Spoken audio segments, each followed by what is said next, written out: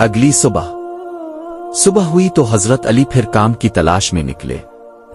راستے میں ایک یہودی شخص ملا جس کا نام روایت میں او ماخرنیق او آتا ہے۔ اس کا ایک باغ تھا اور وہ کنویں سے پانی نکلوانا چاہتا تھا۔ یہودی نے کہا، اگر تم میرے لیے پانی نکالو تو ہر ڈول کے بدلے ایک کھجور دوں گا۔ حضرت علی نے فوراً حامی بھر لی۔ انہوں نے پورا دن دھوپ میں سخت تھکن کے ساتھ پانی نکالا۔ ہاتھ چھل گئے، کپڑے بھیگ گئے، مگر دل میں سکون تھا کہ شاید کچھ رزق میسر آ جائے۔ جب سورج ڈھلنے لگا تو یہودی نے انہیں کچھ کھجوریں دیں۔ حضرت علی وہ کھجوریں لے کر خوشی خوشی گھر لوٹے۔ گھر کی روشنی۔ جب حضرت فاطمہ نے دروازہ کھولا اور حضرت علی کو دیکھا تو ان کے چہرے پر پھر سے روشنی آ گئی۔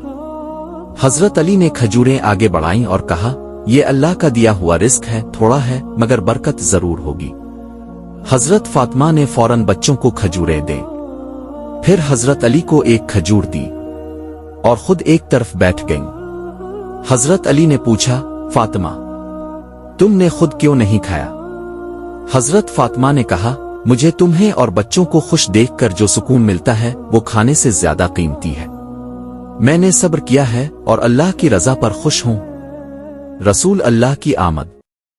اسی وقت نبی کریم حضرت فاطمہ کے گھر تشریف لائے۔ انہوں نے دیکھا کہ گھر میں فقر ہے مگر چہروں پر نور ہے۔ بچوں کے چہروں پر مسکراہٹ ہے اور فاطمہ و علی کے دل شکر سے بھرے ہیں۔ نبی کی آنکھوں میں آنسو آ گئے۔ انہوں نے فرمایا، فاطمہ کیا تمہیں یہ پسند نہیں کہ تم جنتی عورتوں کی سردار ہو؟ پھر حضرت علی کی طرف دیکھا اور کہا، علی تم دنیا و آخرت میں میرے بھائی ہو، تم میرے ساتھ جنت میں ہوگے۔ پھر فرمایا، اللہ تعالیٰ نے فرشتوں کے سامنے تم دونوں کی قربانی اور صبر کو بیان کیا ہے۔ تم دونوں دنیا میں میرے دل کے بہت قریب ہو اور جنت میں میرے ساتھ ہوگے۔ سچا سبق۔ اس پورے واقعے سے ہمیں یہ سیکھنے کو ملتا ہے کہ سچا صبر وہ ہے جس میں زبان پر شک و نہ ہو، دل میں شکایت نہ ہو۔ اللہ ہمیشہ ان کے ساتھ ہوتا ہے جو صبر کرتے ہیں اور اسی پر توکل رکھتے ہیں۔ حضرت فاطمہ اور حضرت علی کا کردار ہمیں سکھاتا ہے کہ اصل راحت اللہ کی رضا میں ہے، نہ کہ دنیا کے آرام میں۔ جو اللہ پر بھروسہ کرتے ہیں وہ کبھی محروم نہیں ہوتے۔ قرآنی پیغام۔ بے شک اللہ صبر کرنے والوں کے ساتھ ہے۔